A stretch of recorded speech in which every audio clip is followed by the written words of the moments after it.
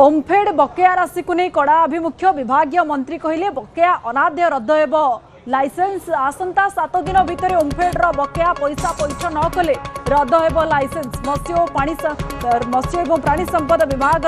कड़ा निष्पत्ति एभली देखा मिली राज्य में 10 ରୁ 12 जन डीलर पाखापाखि 5 कोटी ऊर्ध्व टंका बकेया रखिंट से निर्धारित समय भितर बकेया राशि पैठ न कले व्यक्तिगत एफआईआर करा ओमफेड एवं दुग्ध संघ कार्यवली समीक्षा बैठक में मंत्री शुणाई एभली चरम बाणी शुणाई विभागीय मंत्री 10 ରୁ 12 डीलर जितेबले एते कोटी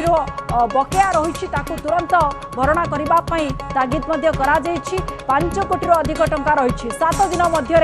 एसबू को पैठ करने निर्देश रही नहेले लाइसेंस रद्द कर सीधा सड़क चरम बाणी मंत्री विभागीय मंत्री शुणाई समीक्षा बैठक रही और समीक्षा बैठक में सबू तथ्य सामना को आसी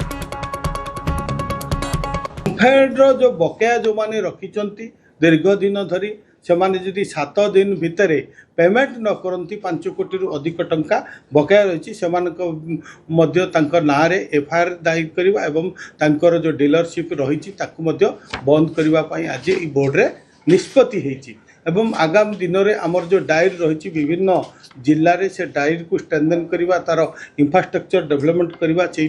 केमती आम दुग्ध उत्पादन वृद्धि करवा सोसाइटी माध्यम रे अधिक रु अधिक चाषी को जोड़वा आर अर्थात मूल लक्ष्य होची आम सरकार एवं ओमफेड्र सीधा सड़क चाषी केमती लाभान्वित हम एवं चाषी एथिरे जोड़ी हम से दिगरे आज विशेष आज आम आलोचना कर